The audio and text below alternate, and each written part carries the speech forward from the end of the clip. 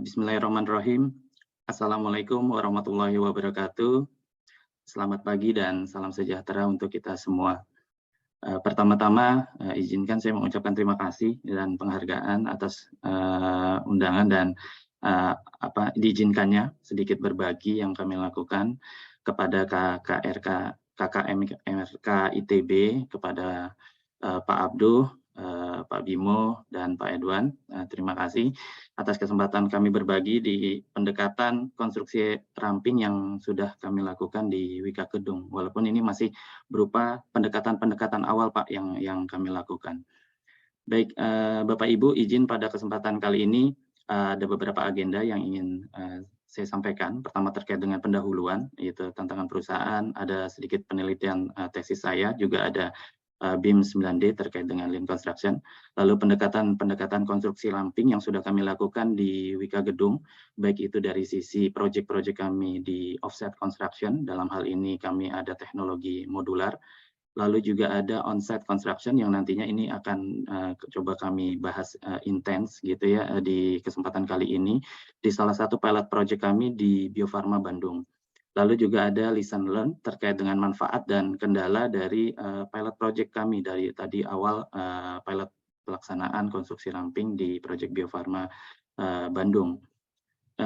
Selanjutnya ini adalah company challenging yang kami rasakan, yang tentu juga sebenarnya dirasakan juga oleh penyedia jasa lainnya, bagaimana kami mendeliver suatu produk itu dengan kecepatan, tadi sempat disinggung bagian produk dengan cepat, lalu dengan kualitas yang baik, lalu setelah dengan operasional yang baik, bagaimana mendeliver untuk selalu dilakukan proses continuous improvement menjadi lebih dan akhirnya menjadi excellence.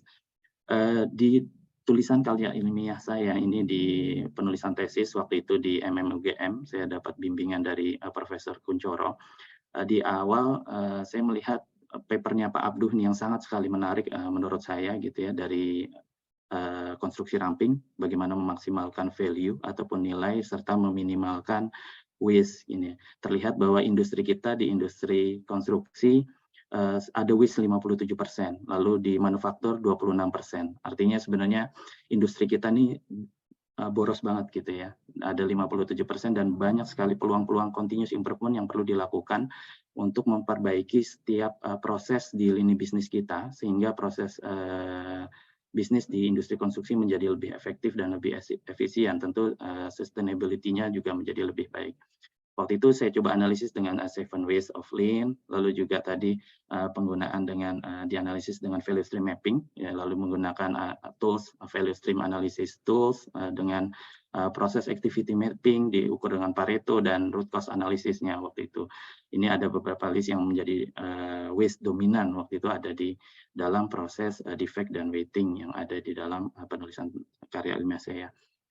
Lalu ada juga terkait improvement process to reduce waste. Ini kami mencoba melakukan improvisasi proses untuk meningkatkan nilai, yang salah satunya arahan dari bapak-bapak di top management adalah dengan penggunaan teknologi, karena dengan kami percaya dengan adanya teknologi itu mampu meleverage dari proses bisnis dan mampu meningkatkan productivity dari setiap lini dalam proses yang kami lakukan di proses bisnis kami gitu.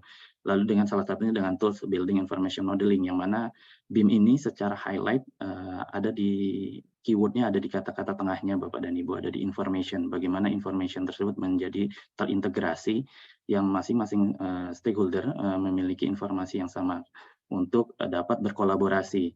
Yang kebayang tadinya dengan adanya duplication effort, terus juga poor communication, juga workflow yang tidak jelas, itu juga menjadi salah satu waste yang sebenarnya nantinya tidak akan menghasilkan kualitas-kualitas pekerjaan yang baik.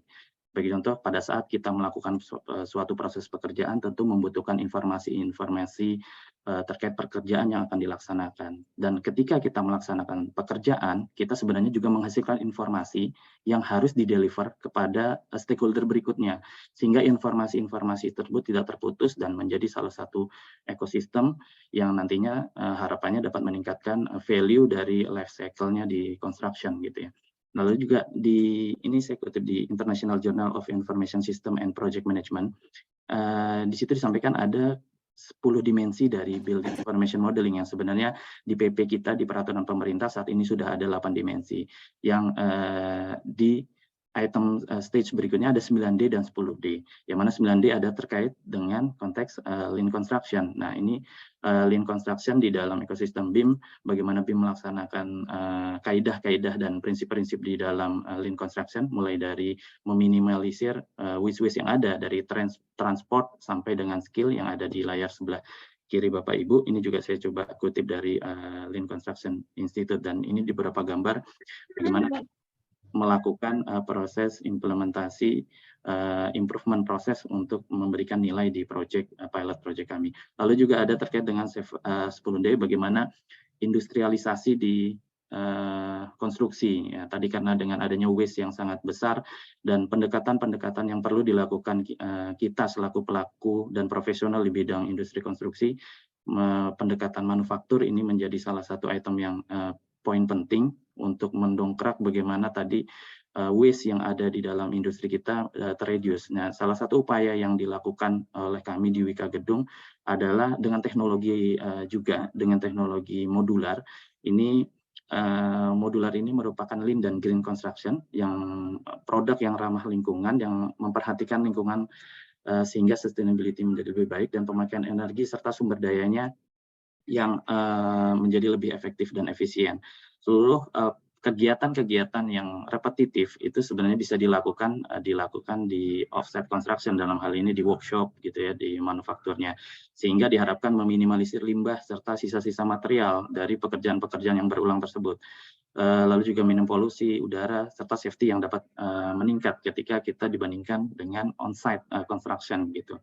Lalu juga ada energi efisiensi yang kami dapat dari proses implementasi misalnya pendekatan konstruksi ramping dengan teknologi modular ini. Di antaranya adalah masa konstruksi yang cepat. Ini terbukti ketika kami mendapatkan pekerjaan waktu itu di Rumah Sakit Pulau Galang di awal-awal pandemi, itu bisa selesaikan dengan konsep pendekatan-pendekatan lean dan pendekatan ke manufaktur. Itu ketika dibawa ke lokasi, ke site, itu installment dan proses pembuatan kurang lebih 200-an bed bisa selesai dalam 8 hari. Waktu itu juga dengan Rumah Sakit COVID Tanjung Duren, itu juga cepat dari proses konstruksi, fungsi dari bangunan yang bisa selesai menjadi 30 hari kurang lebih dari 200 bed, dan alhamdulillah mendapatkan rekor-rekor muri karena dalam proses pembangunannya tercepat.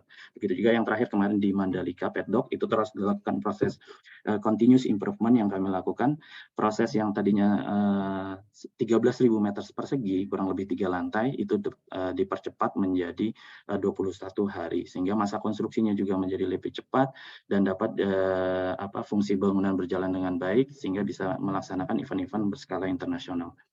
Sebenarnya modular di Indonesia ini juga terkait konteksnya juga dengan Lean, ini sudah diperkenalkan oleh nenek moyang kita dahulu ya. Bagaimana dianalogikan oleh teman-teman modular dengan mega project nenek moyang kita zaman dahulu di Candi Borobudur, bangunan yang begitu megah, begitu indah, yang menjadi salah satu 7 keajaiban dunia. Waktu itu digambar bahwa kurang lebih 55.000 meter kubik batu andesit itu diangkut dari tambang batu. Artinya dipotong dalam ukuran tertentu, lalu diangkut ke situs dan disatukan menggunakan sistem interlock seperti Lego. Dan konsep-konsep seperti ini adalah sudah mengadopsi sebenarnya kaidah-kaidah ataupun prinsip dari Lean yang ingin meminimalisir proses waste, baik itu tadi 8 waste yang ada di manufaktur, juga proses pembuatan konstruksinya menjadi lebih efektif dan efisien. Lalu terkait pendekatan kedua dengan pendekatan proyek kami yang on-site construction, ini dilakukan di proyek kami di Bio Farma. Waktu itu pendekatan dan konsultasi dengan salah satu konsultan, PKI konsultan, waktu itu sesuai arahan Bapak-Bapak direksi bahwa penerapan teknologi itu dikedepankan untuk tadi meningkatkan value dan nilai dari proses yang bisnis yang dilakukan. Awalnya kami berkolaborasi ingin menerapkan ProPlanner. Nah, pada saat ingin mengimplementasi ProPlanner, ternyata untuk mengaplikasikan ProPlanner ini dibutuhkan proses-proses pendekatan-pendekatan lean gitu ya, pendekatan-pendekatan tadinya LPS board dan full planning dan sebagainya, sehingga proses-proses itu kami lakukan dan melalui pendekatan pendampingan oleh konsultan perencana oleh PKI Consultant. Ini tahap awal yang kami lakukan waktu itu, melakukan training last planner system kepada tim project dan juga tim kantor pusat. Waktu itu ada tim shadow, proses pelatihan LPS, lalu juga pemahaman terkait dengan constraint analysis, melakukan weekly work planning, juga melakukan simulasi-simulasi Lego dan implementasi dari ProPlanner ini dalam bentuk tadi proses digitalisasi yang ingin kami lakukan. Lanjutnya ada training LPS kepada subkontraktor karena banyaknya stakeholder di dalam project, dan kami yakin dengan adanya full planning ini mereka adalah eksekutor langsung gitu ya di lapangan, sehingga sistem yang ada dibuat di main kontraktor itu juga perlu melibatkan teman-teman dari subkontraktor, baik itu dari mandor maupun dari vendor. Kami melakukan proses pelatihan training kepada subkontraktor dan melakukan proses full planning, lalu juga penjelasan look ahead yang sudah dibuat oleh scheduler di dalam project, lalu juga melaksanakan kegiatan-kegiatan seperti penempelan sticky note di LPS board. Selanjutnya adalah implementasi ProPlanner. Nah, ini adalah workflow terkait dengan implementasi ProPlanner, mulai dari plan, delegate, do, dan check, sehingga bisa dilakukan improvement di setiap proses, misalnya di dalam weekly work planning. Jadi, Microsoft Project yang sudah dibuat pada saat proses bidding ya, dan juga sudah didetailkan sebelum pelaksanaan kick-off meeting, itu juga dapat dijadikan baseline ataupun master schedule dari baseline yang dapat diukur sesuai dengan waktu pelaksanaan di project dan diupload. Setelah diupload ke dalam ekosistem ProPlanner, ini diassign terhadap PIC yang menjadi penanggung jawab di setiap aktivitas kegiatan. Lalu di teman-teman di pelaksana utama, subkontraktor, mandor, ini diinstal aplikasi ProPlanner untuk mereka yang sudah dilakukan di lapangan, update-nya mingguannya, hariannya seperti apa, mereka masukkan ke dalam ekosistem tersebut sehingga bisa masuk ke dalam cloud sistemnya di dalam ProPlanner yang ada di tim project untuk bisa dilakukan check dan improvement. Maaf. Nah, ini adalah tampilan detail assign task ke PIC dan subkon. Jadi setiap activity yang ada di dalam master schedule dapat diupload dan dikontrol trackingnya, dan setiap pekerjaan didetailkan PIC yang bertanggung jawab dan di tracking langsung terkait dengan performance-nya, sehingga kolaborasi antar pihak bisa terlihat. Nah, ini ada teman-teman yang responsible di masing-masing activity-nya. Ini adalah pendelegasian pekerjaan ke masing-masing PIC yang melakukan pekerjaan yang muncul di smartphone di masing-masing pekerja.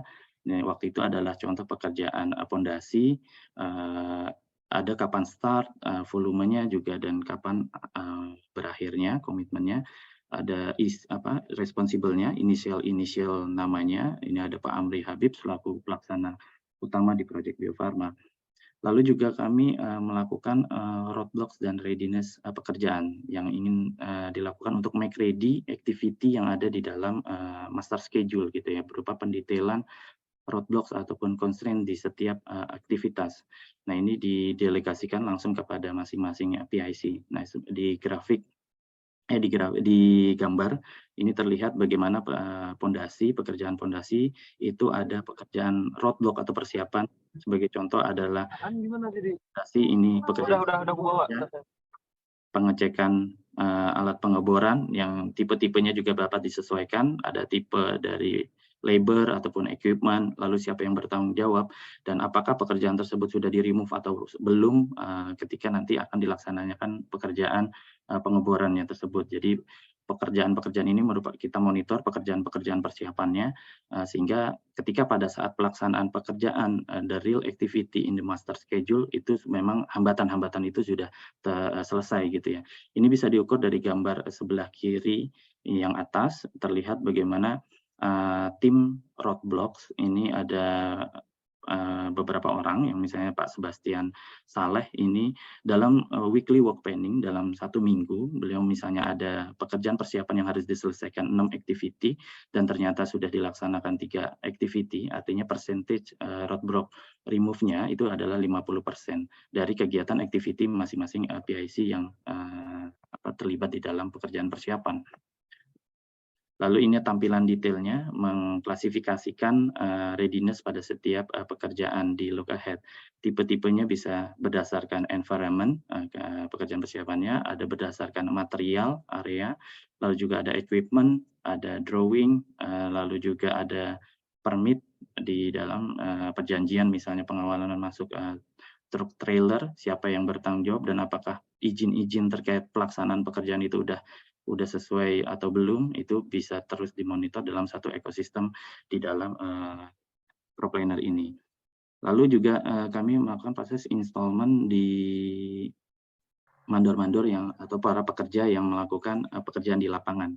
Ini ada progres aplikasi dengan progres control on-site, jadi masing-masing PIC mendapatkan list pekerjaan dan tanggung jawabnya, serta mendapatkan update volume yang mereka kerjakan. Lalu juga ada volume yang di-assign, artinya sebagai bahan reminder ke masing-masing orang, PIC eksekutor di lapangan langsung, yang nantinya menjadi reminder bagi mereka. Yang tentu ini semua dikumulatifkan menjadi satu grafik yang dapat di-analyze oleh tim project. Mana pekerjaan yang masih menunggu dikerjakan, apa yang masih berproses, dan yang sudah selesai. Yang semua tersimpan di dalam ekosistemnya di ProPlanner dalam cloud system. Ini adalah tampilan penggunaan mobile phone untuk memonitor pekerjaan di lapangan. Bagaimana pengaktifan pengajaran penggunaan aplikasi ProPlanner di beberapa mandor pekerjaan subtraktor waktu itu, dan memonitoring pekerjaan mereka yang sudah dilaksanakan di lapangan. Persentasenya bisa berdasarkan update dari data mereka.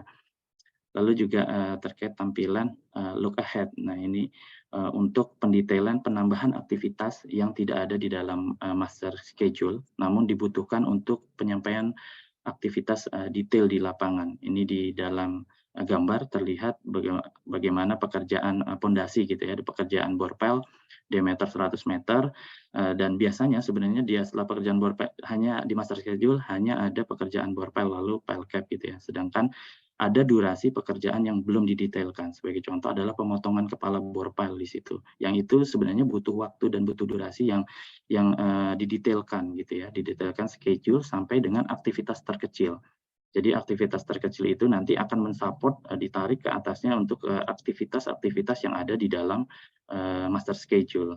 Dan ini dilakukan berkolaborasi dengan PIC masing-masing teman-teman produksi di lapangan sesuai dengan kebutuhan lapangan.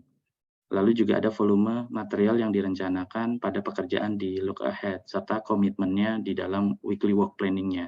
Ini tampilan dari masing-masing siapa yang bertanggung jawab di setiap activity pekerjaan.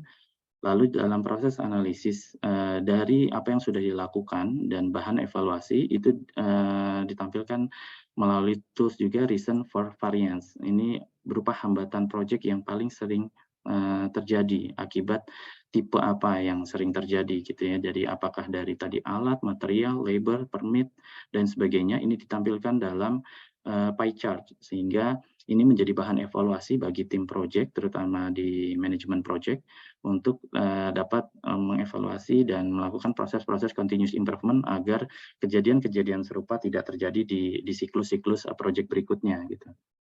Lalu juga ada PPC dan PRR, yaitu percent plan complete. Ini mengukur sebenarnya keandalan dari komitmen yang dilakukan oleh teman-teman di project. Ya, ini biasanya digunakan mengukur apa saja tugas komitmen yang dilakukan dalam minggu tersebut. Apabila misal contoh ada 10 komitmen yang harus, task pekerjaan yang harus diselesaikan di minggu tersebut dan baru diselesaikan 8, artinya penggunaan rumus PPC-nya adalah 8/10 dikalikan 100%.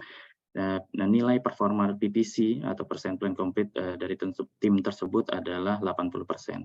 Lalu juga ada PRR tadi terkait dengan percentage roadblock remove. Ini menggambarkan bagaimana kondisi persiapan constraint-constraint yang ada itu dapat diselesaikan sebelum main activity bisa dikerjakan gitu. Ini ada misalnya Mas Firman Alfiana melakukan proses dalam minggu tersebut ada 5 activity dan baru diselesaikan 3 activity, artinya 3/5 dikalikan 100 muncullah nilai PRR-nya dia 60% itu dalam pengukuran di PRR-nya. Lalu juga di Project Bio Farma, kami mencoba mengimplementasi mengcomparing cost budget, cost spend, dan cost earn. Artinya cost budget adalah biaya yang kami keluarkan yang sesuai dengan nilai RAB yang tertera di dalam kontrak. Lalu cost spend ini adalah nilai atau biaya yang kami keluarkan sesuai dengan realisasi pekerjaan di lapangan, artinya kondisi fisik di lapangan, biaya fisik di lapangan. Sedangkan cost earn ini adalah nilai berdasarkan bobot pekerjaan yang sudah diakui oleh pengguna jasa kami. Artinya pasti nilainya lebih kecil daripada nilai cost spend gitu ya, karena ini yang diakui dan sudah diterima oleh pengguna jasa, itu biasanya lebih kecil daripada biaya fisik di lapangan. Ini tentu mudah dalam proses pembandingan tentang dapat dilakukan tracking biaya dari activity per activity sehingga membantu dalam proses monitoring biaya di dalam ekosistem kami. Ini adalah tampilan bagaimana constraint analysis dari pool planning yang didasari pada kolaborasi subkon, mandor, dan main kontraktor di dalam aplikasi ataupun software Flow Planner.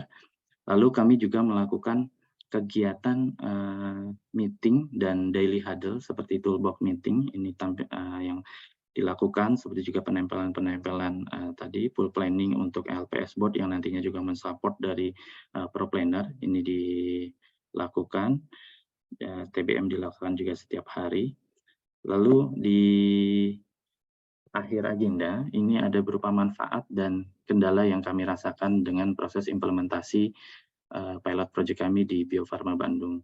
Ada banyak sekali manfaat. Yang pertama, meningkatkan komunikasi dan keandalan reliability ataupun reliability dari project tadi terukur misalnya dengan adanya analisis PPC, ada RFV, reason for variance, ataupun juga dengan PRR, itu juga mengukur keandalan dari kondisi project. Yang ini menjadi tools early warning terhadap manajemen project.